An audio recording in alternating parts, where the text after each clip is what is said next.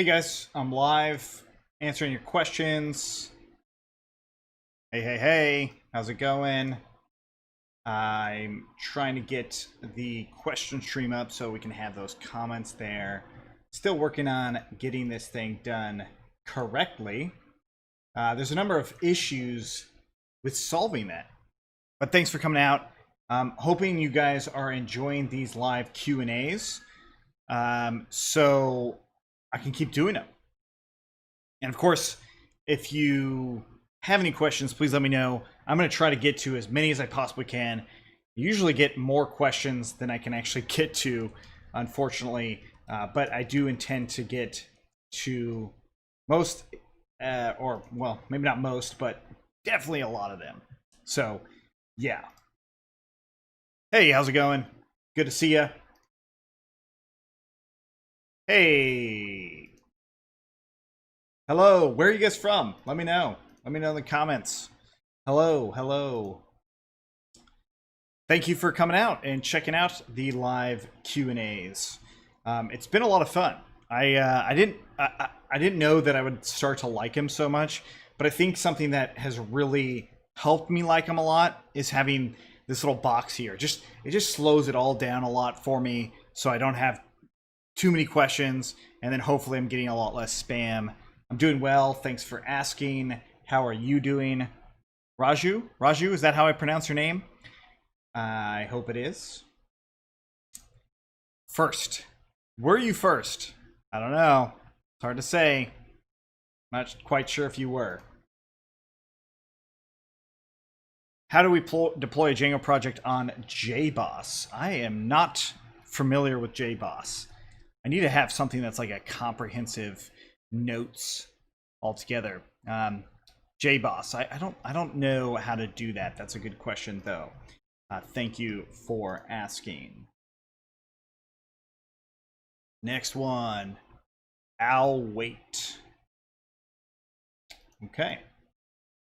Botswana. What's up? How's it going? Hello from California, Southern California. Django versus Java. This is not a great question because Django is a web framework. Java is not. Java is a programming language and a runtime. So let's rephrase that. Maybe a Java web framework. I'm actually kind of wondering what the Java web frameworks are, if there are any. I'm sure there are. I just don't know them because I don't really use Java, like ever. How do we add chat rooms to a Django application? Check out my Django Channels 2 series. I cover this. It's a YouTube series as well as a course on my website. Thanks for the question. So something cool that I just added, hopefully, let's see, one second, is maybe that. Yes. Okay. So now we can do these live polls here. And if the questions are up, then you can vote for it, and you vote for it using the hashtag and then whatever, the letter is here, right? So one of those letters, hashtag, and one of those letters, that will be your vote. You just put it into the live chat, and hopefully it will actually start getting what those votes are. It's not going to refresh nearly as fast as the chat because I tend to go through the chat a lot faster anyway. But anyways, feel free to vote for that. I definitely am interested in seeing if I implemented this correctly. Hopefully I did. If I didn't, then we will try it again another time. And you can really only vote once, but you can vote whatever your most recent vote is fine. And then you can also vote for all of them if you like. You just need to make sure you separate out the hashtags altogether. Okay. Thanks for the question. Good win. Appreciate it. What are different types of API? There's a lot of different types. A very common one for web application development is REST APIs. So that is something you would probably want to check out. Looks like the poll is not refreshing. Give me 1 second. I want to just check this out.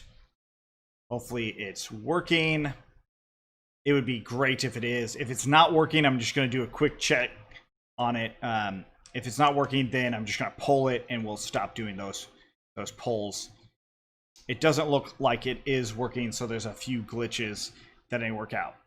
This is my first live test on it, so feel free to pull those votes. That's a bummer. But yeah, thanks for at least attempting it. I appreciate it. Got a lot of good questions. Looks like a lot of you are wanting to see me do a live code project, or code a live project. So that's really interesting. I'm curious if that's like a tutorial, if you want to see it as a tutorial, or just watch me code and then ask questions along the way. Yeah, dang, that's a bummer. I really wanted to get that working. I'll investigate after this live stream and see why it kind of failed. We'll see. Next one, hello. Hey, what's up? How's it going? Hamburg, Germany. Cool. That's awesome. Welcome. It's probably like, what, 8:30 there? Something like that? Lebanon. You are in Southern California. Orange County, specifically. Java Spring must be the web. I think, if I remember correctly, that's the web framework itself. I haven't actually used it, so I don't have an opinion on that. Thank you for that. I don't really know Java. I've only dabbled with it a little bit, but some people really, really love Java. I just haven't given it the proper amount of time. So that also goes along with John's question, Python versus Java. I'm a big fan of Python, so that's obviously my choice. But many people that use Java would say Java among anything else. Now, let's not forget, Java and JavaScript are vastly different. Vastly, vastly different. They just both happen to have Java in the name. Next one, June, hello. How's it going? Welcome out. Welcome. Tina, hi. Techie, hi. I saw your email. I'll get back to you soon. Thanks for that. You're an engineering student, and how can you start data science studying? Yeah, there's a lot of different ways on how you could go about starting this. I think it really depends on what your learning method is. So I would probably learn some basic Python, like 30 days of Python is good, the one that I cover. But even just like the first 10 days or so you can have some familiarity with programming, and then learning Python pandas, so you can do tabular data, so Excel spreadsheets. I mean, really, you could do a lot of data science just in Excel itself. But I would learn pandas. I think pandas is a really useful data science tool. And then maybe a simple one like scikit-learn to do some machine learning along with the data science tool set that I just mentioned. There's other things that go in that, like matplotlib to actually have graphs and stuff like that too. Hopefully that answers your question. Next one. You're a computer science student from Brazil. Do I have a chance to get a job in the USA? Yeah, I think so. Talent is everywhere. It's widely distributed. So if you're talented, then yeah, you can get a job anywhere. I would just think that you'd want to hone all of the skills that you have. Right now, I don't know if they would necessarily companies would sponsor visa sponsorships, as in actually moving you to the US to work here, just because of the fantastic thing that is COVID. Just kidding. That is not fantastic at all. But yeah, I think you can absolutely get a job in the US wherever you are if you're really good. And if you're not sure if you're good or not yet, just go ahead and jump on and start freelancing. See if you get a lot of jobs. Sometimes companies hire freelancers to join their teams. It's just a nice way to test somebody out, is to give them a few projects as a freelancing gig. Hello. From Seoul, South Korea. Nice. Welcome. Will I make a video on computer vision, Django, and React covering async and WebSockets? That is quite a challenging project right there, but a really cool one. I think at some point I'll definitely cover at least parts of those, not necessarily that full stack there, because you may or may not need that full stack. I believe that PyPlane, the YouTube channel PyPlane, has something along these lines. To check that out, he comes on the live stream every once in a while. PyPlane. Thanks for the question. Here it is. So Java Spring versus Django. Yes, that is the actual comparison that you'll need to do, I believe. But like I said earlier, I haven't actually used Java a whole lot or Java Spring. So guys, if I'm already like 10 minutes behind on questions. I just started. It's crazy. So if you want your question asked or answered as quickly as possible, just shoot it in a super chat. I get you those as soon as I can. So I do think that doing those super chats also help me continue to do these things, right? Because if I'm not doing this, I'm not actually producing content. Obviously, this is I mean, I guess this is content, but this is meant to really just answer your questions. But I mean, like actual tutorials and series and stuff like that. So live chats do help a lot. But I do appreciate all of the questions that are being asked here. So what is it that you guys are really struggling with, right? So like that's one of my biggest questions I have for you. Let me know in the comments. I do actually read some of these live chats later, so even if I don't get to them, I do like to review some of the live chats anyway to see if there's something I really missed that's a really good question, because sometimes we get amazing questions on here that I just don't get anywhere else, and that's a cool thing about live chats as well. Can we encrypt a Django project codes when deploying on client? I have no idea what you mean by deploying Django on a client. Django is not necessarily the client. Django's mostly a backend. It does have client features, so please rephrase that one. I'm learning react.js these days, and I want to ask how not to forget coding in Python and keep Django projects. So if you're learning something new, how do you remember the old things? Yeah, I think just every once in a while taking a pause and going back and challenging yourself, see if you can make something from scratch without actually using any reference. I think that's a good way to challenge your old skill set. But then when you get into trouble, you just look it up and it's like, oh yeah, that's right, that's how that's done. So yeah, thanks for watching. What is my channel about? This is a good question. So I like to teach people how to build real projects. At the core, that's what it is. And so much of that has to do with teaching people how to build real projects with software. Eventually, it's going to go beyond software, hopefully. That all depends on how far I can go beyond the software side of things.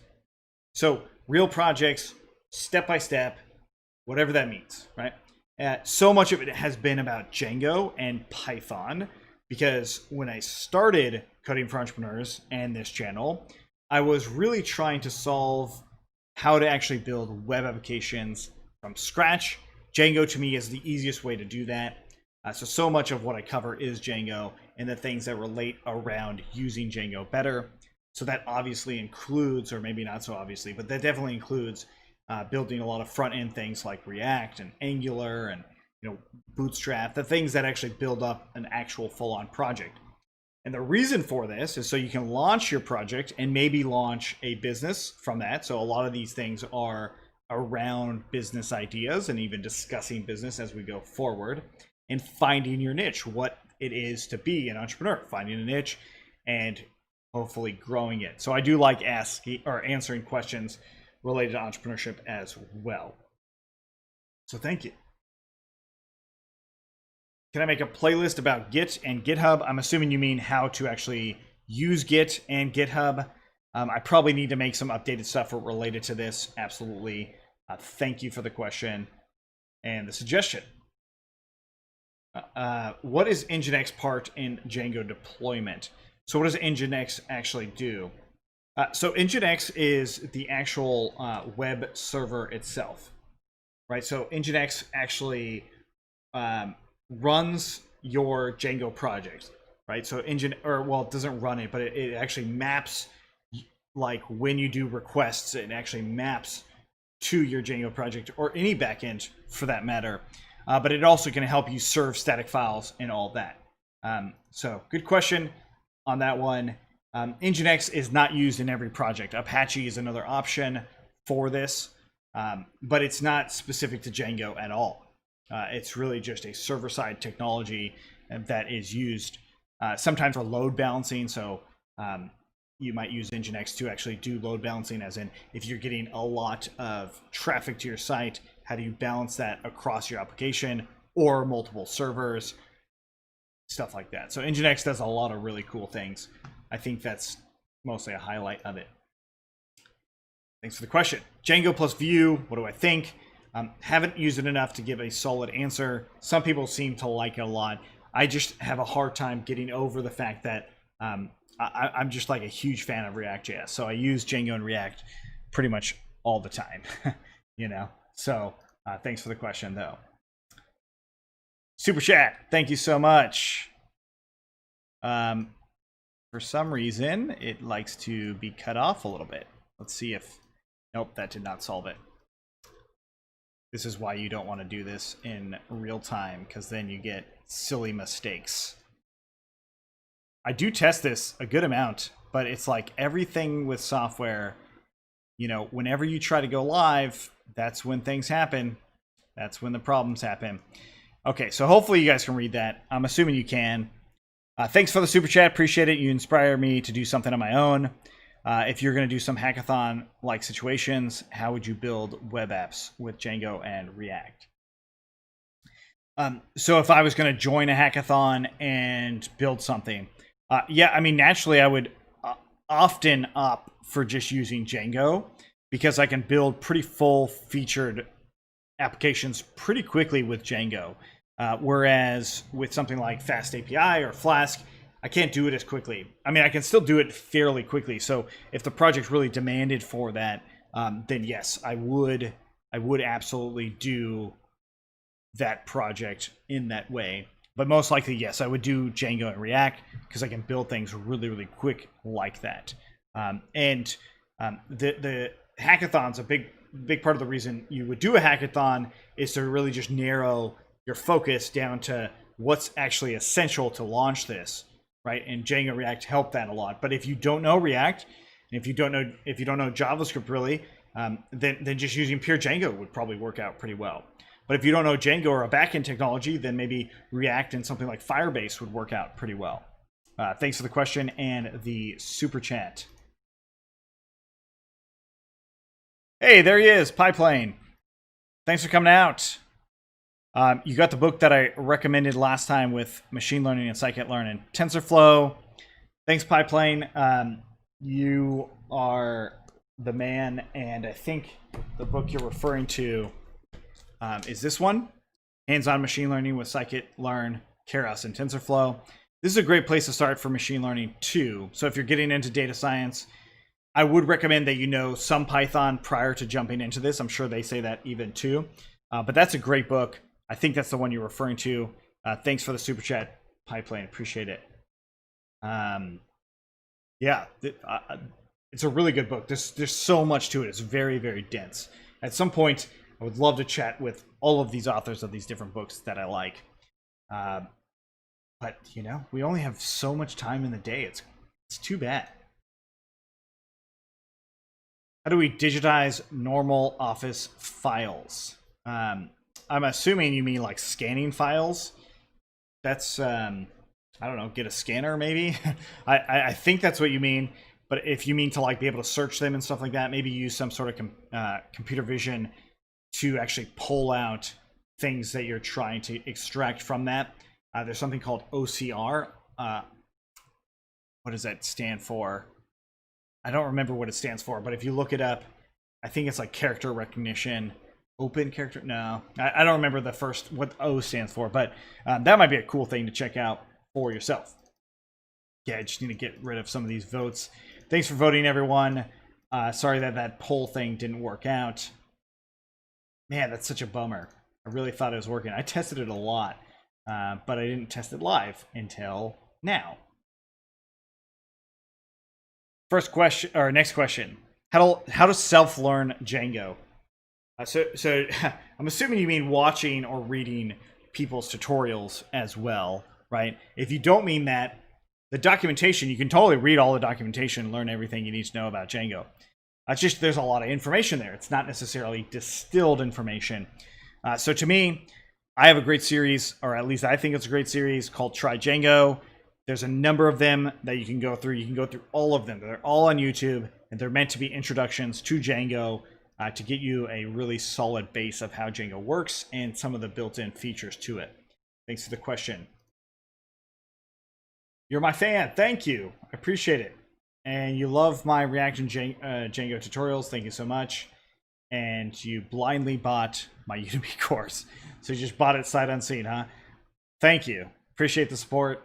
There's a lot of courses out there that you can grab, and I appreciate you buying mine. Thank you. What is a contaxtApi? What are you referring to exactly? I think you might be referring to React, but I'm not positive. How would you approach running a Discord bot and connecting it with Django? E.g., a user does an action, the bot would add a certain role to the user. So I'm not sure what you mean by a certain role to the user, but bots in general, there's a lot of different actions on how you could actually approach doing the bot. But the main thing is having a REST API that Django can actually ingest that data, much like what you see here, right? Oh, somewhere in here. This is almost to a bot, right? I don't have the response part of the bot, but I am getting the ingestion. I'm getting the questions that you're asking. So to actually turn it into a bot, you would probably need some sort of machine learning to classify what's going on in any given question or comment. That is not a trivial task, right? Or what you could do, similar to like what I was trying to do with the voting stuff, right? So like this right here, that is voting, right? So I actually have in my backend, what's going on is I have a regular expression parser that's in theory looking for the hashtag and then the letter. And then also in theory, that would then send a signal to another model to tally up the vote for this particular user. I could take it one step further and actually send that to something like Discord or anywhere else, right? I could actually tweet it and stuff like that too. It will work at some point, right? So thanks for bearing with me on that, but it will definitely work at some point. And then even further, what I want to have happen, and this could obviously be connected with Discord as well, but what I want to have happen is you ask a question like this, and I parse it, and then I actually maybe use machine learning to give responses back to parse for the question, and then maybe guessing what or predicting what the question actually is to automatically give you previously existing videos where I answer that question directly. So it's not always live, right? So not everything that I do is live because I don't really want to answer the same question over and over again. And if the question's asked a lot, then maybe I need to have a more dedicated video specifically for that where I talk about all the things related to that question. Something I get asked a lot is Django versus Node.js. It's not a great question because of the things that are behind Django and Node.js. Like they're just way different, right? So I think you could do that same thing. Hopefully my approach with these comments helps you get your approach with the Discord bot. The asynchronous part of it doesn't necessarily have to be asynchronous on Django. It can be, but it doesn't necessarily have to be. What I'm doing here is not asynchronous. I'm just polling, like as in every second and a half or so, OBS Studio, the streaming software, is actually refreshing this page. It's not flickering because it happens so quickly, or at least I don't think it's flickering. Let me know if it is. But to me, it's not flickering. So that's something else that's pretty cool. Hopefully that answers your question. Love to see Flask and React projects. Thanks for the suggestion. Appreciate it. Hey, from India. Welcome. Hello. Really love what I'm doing. Thank you. Thank you so much. Appreciate it. Another one from India. It's probably pretty late there, huh? I didn't do it as early today. Certainly not as late as it can be. Data structures in Python. There's a lot of things we could talk about there. Maybe more specifics, or are you suggesting that I cover that in an upcoming tutorial? Thank you. Have I ever used linklist in any Django project? I'm assuming this is another project. Let's see. Let me just check here real quick.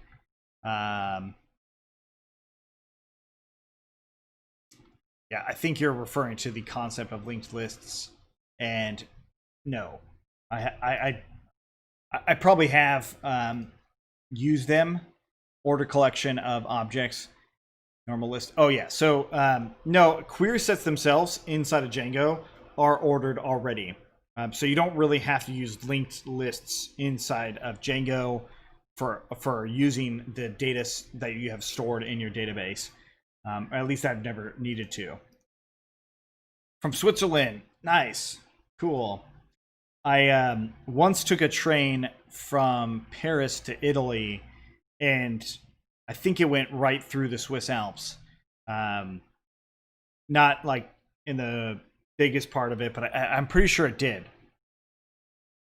Maybe not. I actually don't remember. Maybe you know. Can you tell me, would a train from Paris to Milan go through the Swiss Alps? I'm almost positive it did. At the very least, I saw the Swiss Alps. I know that for sure. Beautiful area. Absolutely beautiful. Iran. Cool. I've never been to Iran. Maybe someday. Python or Go. Much like Java, I haven't spent enough time with Go to give a really good comparison, but I do love Python, as you might know. Python. Philippines. Nice. Welcome. Oops. Django versus Express.js. Yes. Thank you. That is a good question. So Express.js is a web framework for Node.js, much like Django is a web framework for Python, or written in Python, written in Node.js. So Express.js is better compared to Flask or Python Flask or Python Fast API, because Django has a lot of things built into it that Express.js does not. So in order to use a SQL database, for example, in Express.js, you have to use something like SQLize.js, where Django has that built in. So the out-of-the-box usage, Django is much faster if you need authentication, if you need database support. But if you need just sort of asynchronous backend, Express.js is great right off the bat. Using Python, you'd use something like Fast API. Thanks for that, Programmer 404. Appreciate it. Did you show a good example full stack setup with a backend Spring Boot and Angular frontend? That's a good question. I don't know if I'll ever get around to doing that anytime soon. Sorry. Spring Boot. Spring Boot. What is Spring Boot again? I'm not a huge fan of Angular right now. Let's take a look. Yeah, so that's the Java one. Spring. They just call it Spring Boot as well. Is that right? I don't know. I gotta learn more about Java stuff, I guess, huh? Answer these questions. Cool. Is Django channels suitable for messaging and notifications like Facebook has? You made a tutorial on it. I haven't done the notification part, but the live chat part I have done. And yes, you can do both of those things in there. You can absolutely use WebSockets, which is what Django channels is great for, to do all sorts of things, including messaging and notifications. Thanks for the question. From Kenya. Nice. Nairobi. Is that how you pronounce it? Welcome. Thank you. Thank you.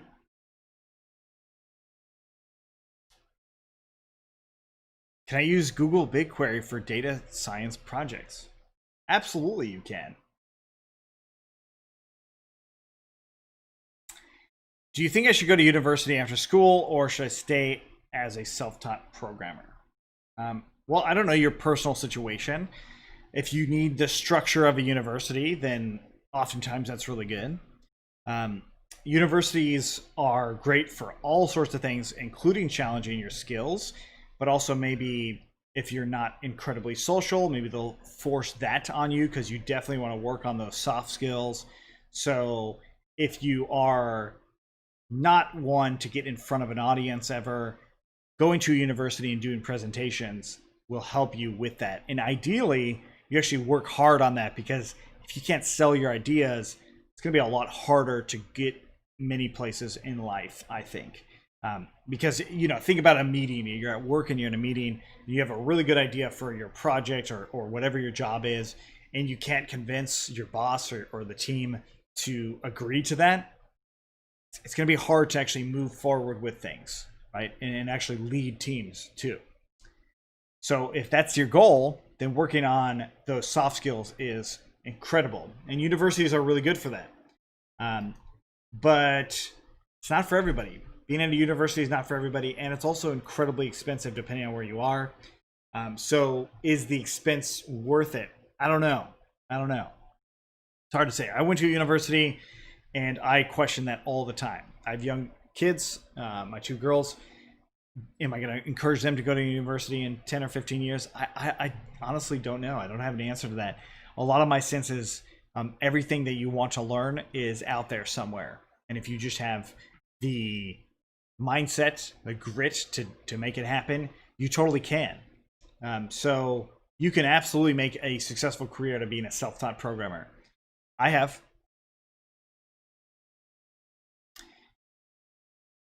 Can you show how to bridge small gaps or automations between applications with Python?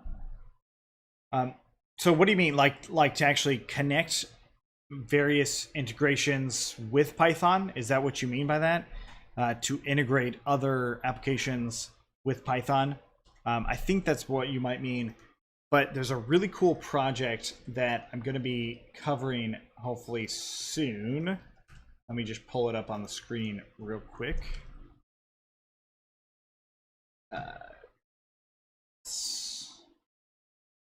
One second. So this right here is PyPyR. This is a pipeline task runner, which helps with, I think, what you're asking, bridging the gap between, what'd you say? Between automations or between applications. So you can actually use this to essentially create a bunch of different steps that you want to run for a simple automation. It's a really cool project, and the creator of it is super responsive to help. Maybe that's not always going to be the case, but at least right now, it definitely is. So thanks for that question. Let's see. Next up, I've been using Django 3 months, and I have some basic CRUD apps, also e-commerce building project of yours on Udemy. Thank you so much. Can you suggest a good intermediate project? I think maybe now building some sort of REST API. So I have a REST API course. You can absolutely go through that and start to build on top of what I've created with the e-commerce project. Or another thing you could check out is Django Channels 2. I have that here on YouTube. You can actually just build WebSockets into your Django project. That, I think, would be a really good next step for you. Super chat. Hey, why is that not showing up? Try that again. Oops.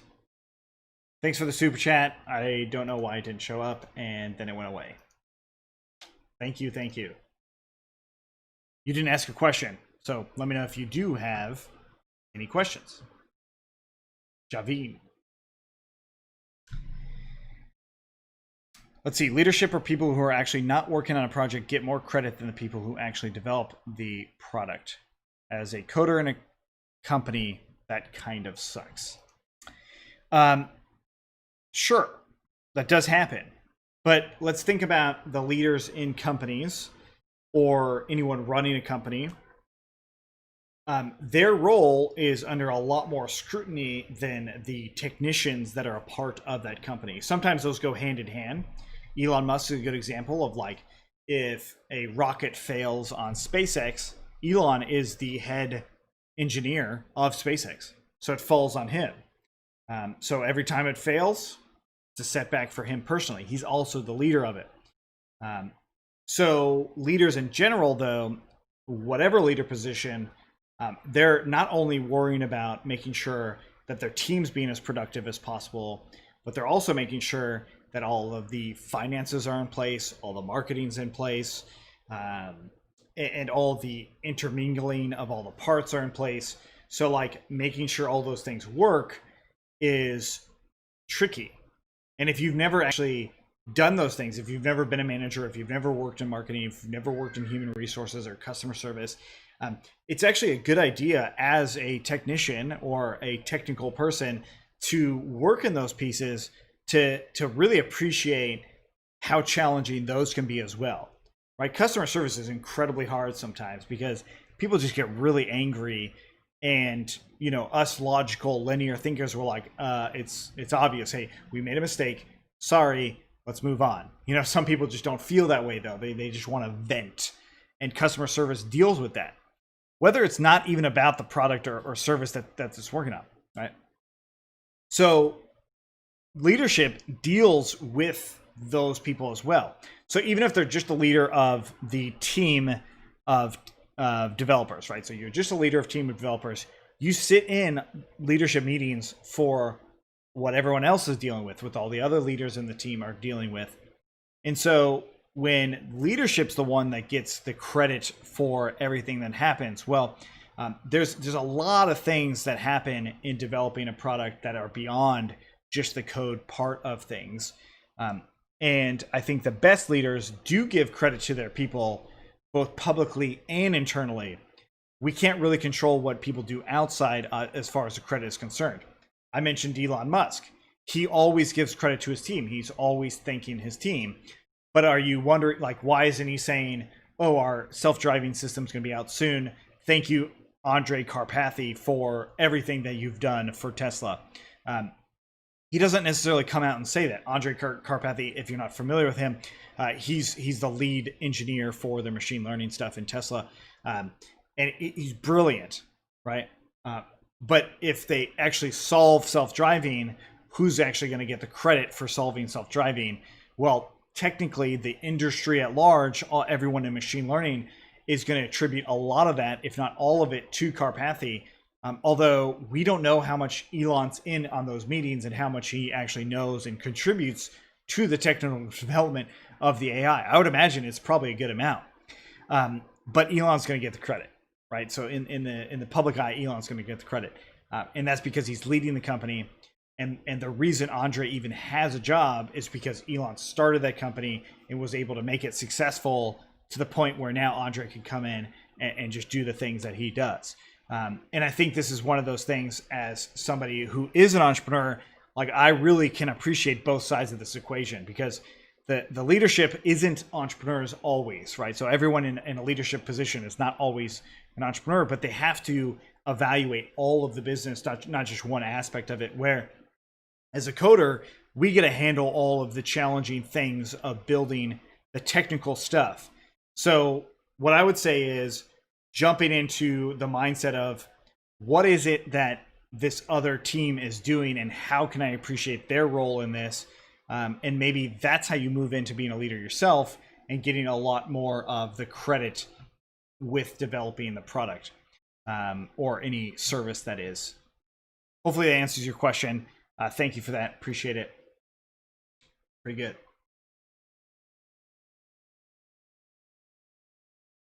Javine, thanks for the super chat again. Python-Django developer for a lifetime. Any suggestion? So, like, to become a Python and Django developer for life? Well, who knows if Python and Django will last another decade or two, or even 5 years?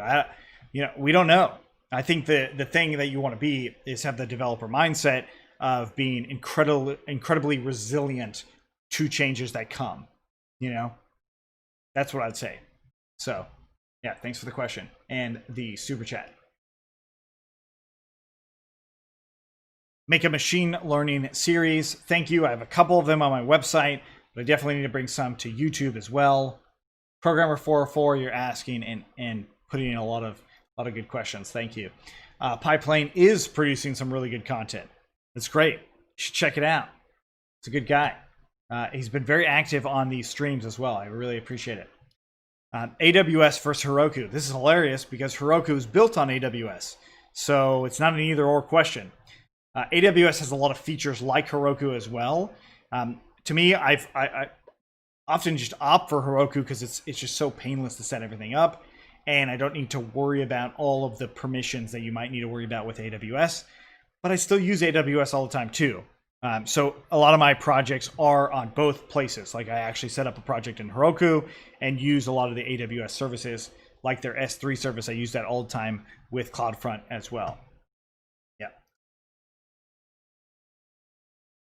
How much do I charge to solve a Django problem that you have? I don't charge anything because I do not freelance.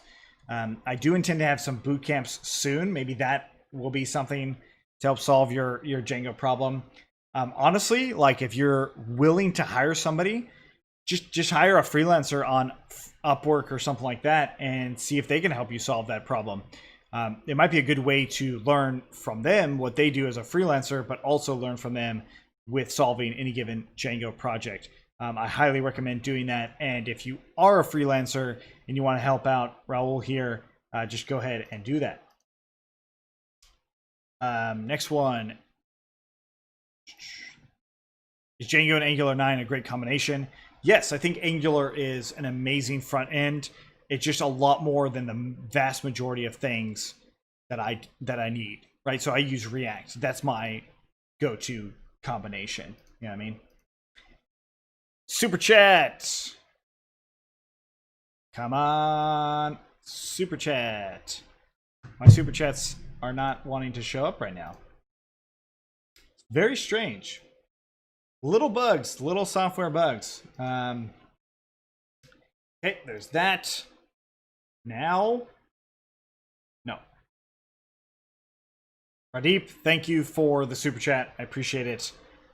I have no idea why it's not showing up. A little frustrating. Just a little frustrating. There? No. Okay. Well, thank you for the super chat. Appreciate it. Let's see here. Got to cover a few more things. And there we go. Want to sprinkle in some Vue to my Django app? You totally can. By all means, do it. I probably just need to do some Vue stuff just to answer these questions better and show you guys how it's done. Because they make so many of these great programs and they're really easy to do. But thanks for the super chats, guys. I really do appreciate it. It helps me do these things. I mean, even if it's, 100 rupees or $1, right? Like, just simple little things that it's just like, hey, cool. Thanks for the support. I appreciate it. Debugging Django code. The Django debug toolbar is awesome. That's one quick way to do it. And what you're looking for there is the amount of queries that your Django code is doing to your backend for any given part. Also creating unit tests. That's another thing. That would be a good one. Built a Django app as a lawyer to generate all incorporation documents. Hey, that is cool. What is that website? Tweet it to me. I want to see it. Please, Matt Codes. There is my Twitter. Tweet that to me. I definitely want to see what that application is. My mother is an attorney, so this is something that sounds pretty cool. I wonder other kinds of documentation that you can do with Django, and further adding in some machine learning to just improve that even more. Cool idea. I'm glad I was able to help you out there. What do I think the future of Django is going to be a loss between Node and Flutter ecosystem and stuff like that. Yeah, so I think there's always going to be niche tools that solve all sorts of issues. Django solves the out-of-the-box web application issue. Okay, so Express.js is a fantastic framework for Node, but it doesn't have the full featuredness of Django. Who knows if it ever will? I actually have a hard time finding a Django-like complement in Node.js. The vast majority of frameworks I find in Node.js are for more like Flask-like things. So I think Django is like, if you think of like already done for you, you've got like medium.com or Facebook or LinkedIn up here. It's already done for you. You can just post something, or GitHub even, you know. The next thing would be maybe like WordPress, where you can just install WordPress on pretty much any server and just run it. Next, I'd say is like Django. Django, you have to know how to code. You know how to do a number of things. WordPress, you might have to know how to code a little bit too, but Django is, you know, is a little bit more challenging, but still very doable. And then next would be like FastAPI, Flask, Express.js, a lot of these like frameworks that are built on top of some runtime, whether it's Python or Node.js or Java or Ruby on Ruby. So Ruby on Rails would fit in the Django category, I think. It's been a while since I've used it, but I think it's almost as full featured, if not completely full featured, as Django. But then actually building from scratch. So building a web application from scratch on top of a Python runtime or a Node.js runtime. That's like the hardest one. So to me, all of those backend services will have a place somewhere. And yes, I'm saying Medium as a backend service because Medium, also LinkedIn and Facebook, they all have these APIs as well, that you could in theory build an entire application on without having your own backend per se. Like even what you see here on the YouTube comments, I don't have to store this data at all. I just need some sort of middleman to display it, and that's what I could do. I could build an entire business basically on that, and it doesn't really matter what my full backend is. So I do think that Django, this is a long-winded way to say that Django is definitely going to be around for a long time coming forward. It's just hard to say what technology might be introduced that just like destroys Python runtimes, Node runtimes. Flutter is a client, so Flutter will always be integrated to some sort of backend, whether it's Django or Node.js or Express.js or Firebase. Like, I mean, there's a lot of ways on how you're going to integrate a backend in the future. Thanks for the questions here.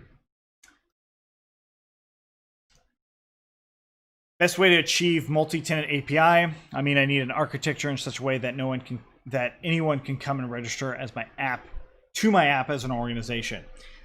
To me, a really, really robust way to do this would be to use, thanks for the super chat, by the way, but to use Kubernetes and then having maybe Django actually communicate with Kubernetes to deploy specific containers for that organization. So the container would, rather the actual Kubernetes node would be run on Kubernetes, but Django would actually be able to scale it up or shut it down.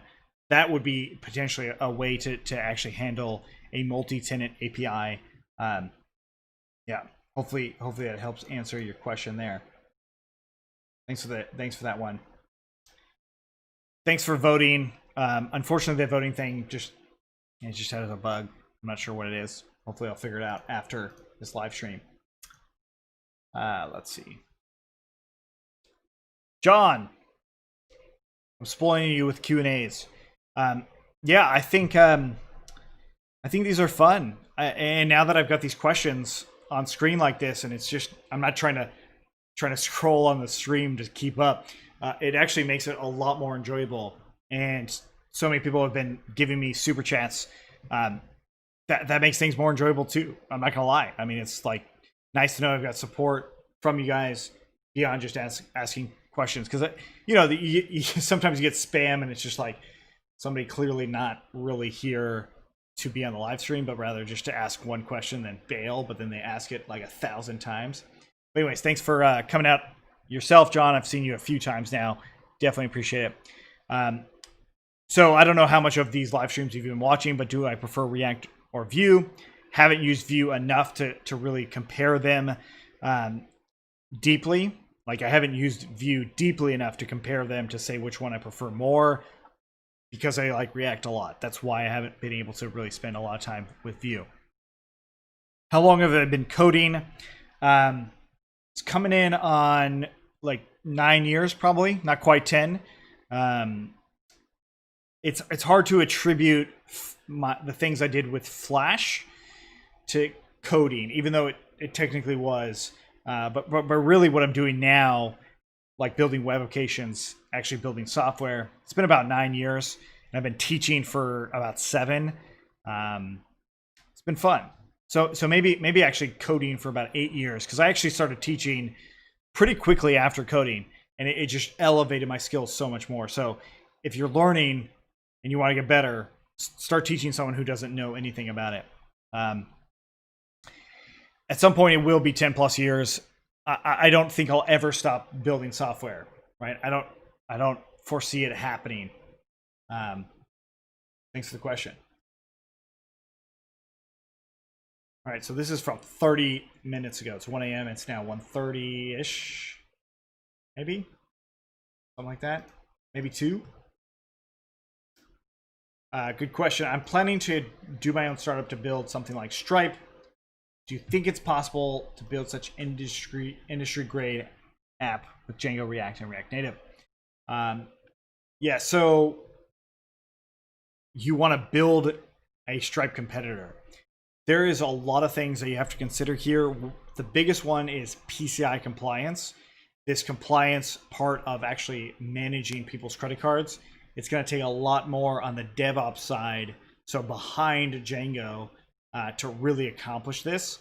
The actual interaction with users, Django could probably handle it, although I'm not positive if it's going to be is it going to be fast enough to handle potential scale of millions and millions of literal credit card transactions.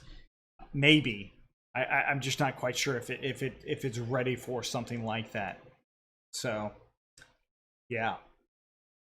React and React Native are just the client side. They're just really to be displaying things. And Stripe, I think, already uses React and React Native for a lot of things. So yeah, you can certainly display things with React and React Native and the user interfaces and all that. Django could probably run their web application. I'm just not sure if Django could run their infrastructure to run credit cards. Probably not. Probably needs a lot more, DevOps to it. Good question. How can I run a Windows application from a web application? I'm not actually sure if you can. Like, is it a deployed web application, or is it a local served or a local hosted web application? If it's a local hosted web application, like on that same Windows, then you probably can. I'm just not sure how to do it. I've never really needed to do that. But it would be a matter of using the subprocess module, most likely, the Python subprocess module, if you're building a Python web application. And then that subprocess module can call anything on the command line. So whether it's PowerShell or command prompt, to actually open the Windows applications there. Yeah, that's probably the easiest way to do it. So I wouldn't even use the web application yet. I would actually just build a Python application. You can also use Node.js to do the subprocess stuff. So you can use either one to create a subprocess outside of your main Python or Node runtime and actually execute those applications. Once you can figure out that part, then you can just wrap it into your web application that hopefully is serving locally. If you actually need a production, like a web site calling something on your local system, you might have to have another application running on your local system that's listening for events that happen on a production server, like a web application server. Hopefully that answers your question. Probably does. Thanks for the question, Clint. Okay, so I'm only going to be on for a few more minutes. So if we have a few more super chats or a few more questions, I'm actually going to scroll down to the bottom to answer some of these more recent ones, because I really like kind of trying to get some of these recent ones too, because I'm like 30, almost 40 minutes behind on these questions. So yeah. This one, pitched my software proof of concept, or your software professor, your Django project before the lecture, and got your first job at his institute. Hey, there you go, for data science. And you got it from my stuff. I appreciate it. That's great. It's great to hear. But really, you did the work. You know, I just kind of gave you a little path to follow, but you still have to do the work, and you still have to, you know, kind of know what you're talking about when you build these things. I'm glad that I was of some help there. Yeah, wow, so many questions. I love seeing that stuff. I love seeing you guys actually make things happen like that. Willy Wonka. No one is talking about Vue and Django. It's a match made in heaven. This might be from an older broadcast. I don't know if Willy Wonka's here right now. But thank you for that. The way this comment and chat thing works is not foolproof. You know what I mean? Obviously. There's still a number of issues that are going on. Okay, so next question. You're new to Django. Thank you for the courses. They really helped me. I also have a question about generic foreign keys. Is a good way to build a like app for a project. Yeah, generic foreign keys are great because, well, you don't necessarily have to tie it into one application then. You don't have that strong foreign key to another model. So I use them all the time. A good place to use generic foreign keys are like writing tags. So if you wanted tags across all of your models, you can use a generic foreign key for that to then tag any given model, and more specifically, any given object in a model through that foreign key. Good question. Yes. What's being built in React? Yeah, I'm not sure. That might be from another question. How much do you make a year on average as a coder in the last 8 years? Me personally, I'm not really going to answer that, but how much can a coder make in general in 8 years? So if you're a beginner coder and you work in the US, like if you're a junior developer, you're a pretty good junior developer, let's say you're still learning a lot, you just know some Python, you could probably make like 50 or 60,000. And I'm saying that on the low end, right? There's obviously on the high end, a junior developer might make 90,000, maybe 100. But then if you're really good and you've been doing it, it doesn't actually matter how long you've been doing it. If you're really, really good, you might make upwards of $200,000-300,000 a year as a really good programmer. Maybe even more than that, but you have to be really good to get to that point. Not only are your skills really good, but you can also manage people and manage projects really, really well. Good question. Good question. Good thing to think about. You also might want to check out Indeed.com or Glassdoor to see what senior developer listings are going for in your area. So yeah. Oh, cool, Clint. I'm glad you're still here. Thanks for hanging out for 40 minutes. So I can get to your question. You ask a lot of good ones. Thank you. Appreciate it. Can we integrate WebRTC with Django and build an online conferencing site? Yes, you probably can, but there's a lot of infrastructural things that you'll need to really take care of on the DevOps side, and it's definitely not a trivial task to build something like this. Yeah. Next question, can I build tutorials on a Scrapy framework to build a price monitoring tool? I actually cover a price monitoring tool on AWS, or excuse me, on Amazon.com using Selenium. So Python Selenium, or Selenium with Python, that is, in 30 days of Python. That's a really easy way to do it. Scrapy has a lot of interesting features, but you don't necessarily need to know or use Scrapy. I actually prefer to do it the method I did it in 30 days of Python. So check out that one for a price monitoring tool. So yeah. This goes along with the WebRTC stuff, or the video conferencing with Django. Technically, it probably can be done. I just don't know if Django is the best solution for it, because there's so many things that need to happen on the DevOps side. That's a funny question. Will AI replace programmers? The question to me is very similar to, like, did robots replace factory workers? No. I mean, we still have factory workers. There's probably more factory workers now than there were prior to having robots or any kinds of machines, because there's just more factories. So I think AI is very similar to that, right? So it's going to augment what a single programmer will be able to do. I'm super excited to have an AI watching me code, or basically coding along with me, to nudge me in the right direction all the time to make me a better programmer. But I think like one of the tricks of being a programmer is not just actually writing code, because anyone can learn how to write code, but it's actually asking the question on whether or not this should be written or created at all.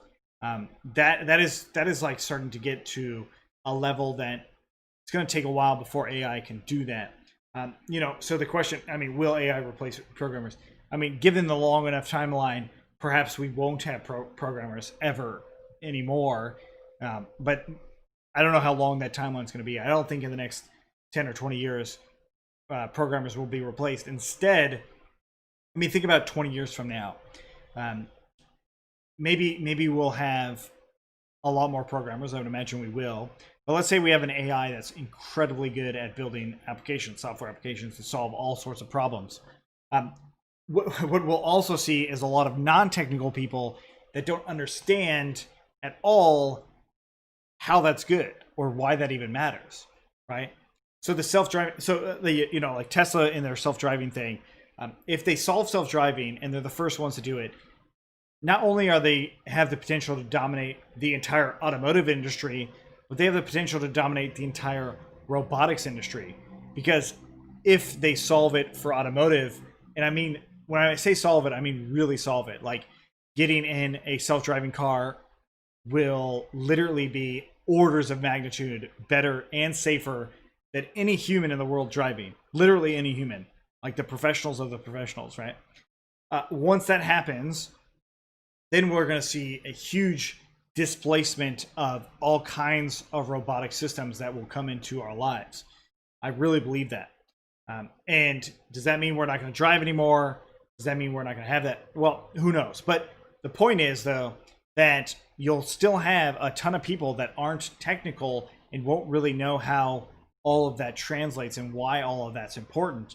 So the people that are technical will be able to see the challenges that face humanity as a result of this self-driving thing, what is technically possible with this self-driving thing. And I think that's very analogous to programming in general. It's like if you understand how the software works, if you understand how the AIs work, you'll be able to help distill it to all the people that do not, until it fully takes over.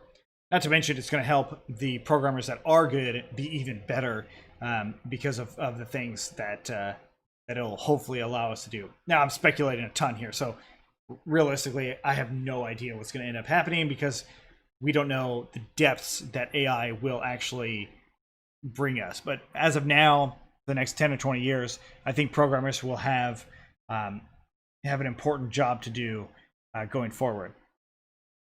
Good question.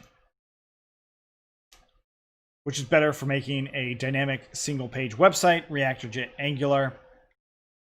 Well, like every project, it depends on the project. It depends on what it is that you're trying to build.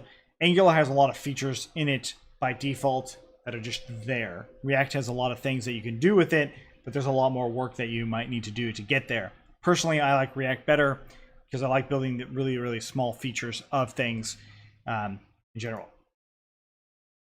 After React.js, should I learn Vue Dja? Yeah, sure, why not? You can compare the difference. I would honestly say, like, do you really know React.js? Have you built amazing projects in it? And can you do everything in React? If you can, then yeah, learning something new is great.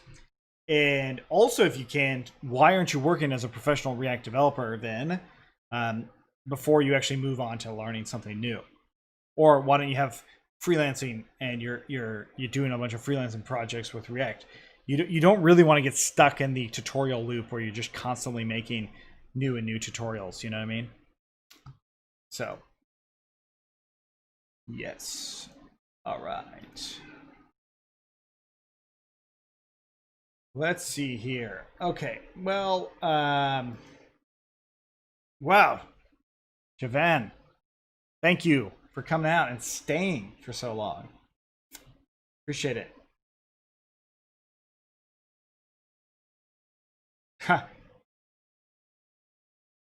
Oskan, or Oz, I just started the Django official repo in GitHub. Why so late? I don't know. I just don't star things very often, you know? But I definitely should have done it way before. It's thanks for noticing. But yeah, I think Django needs to move to the next level. And honestly, I think it's like probably one of the most used web frameworks in the world, if not the most used. I realize that it's hard to actually know what that metric is because just downloads doesn't mean that it's used the most, right? Just because people download it a lot. Because in production, it's also hard to know for sure what's being used in production and at what scale. But yeah, I finally did it. Thanks for noticing. Thanks for keeping me honest too. Cool. All right, guys. Well, that's going to do it. Thanks so much for watching. Hopefully you guys got something out of this. I do enjoy doing these things. And I appreciate all the super chats. And if you're not subscribed, I'm just really curious as to how you find out about these live streams if you're not subscribed. And if you are subscribed, thank you so much. Thanks for watching. To me, the subscriptions are only like part of it. Like it's much more important that I help the right people than just a sheer amount of people, right? That's always been my mindset about this stuff is like, if I'm helping the right people, that's great. That's all I really need to do. You know, like if I had 10 million subscribers, how many of those people am I actually helping with these tutorials? It's probably going to be roughly the same as it is now, right? Now, that doesn't mean that I don't want to go forward. I want to keep moving forward. I want to keep making things happen. And I appreciate being able to jump on live streams at any time and get too many questions. It's great. So good. So yeah, hope that you guys do subscribe and hit me up on Twitter if you have questions or you have projects that I should check out. Because there's a lot of things that I should check out that I haven't yet. So thanks.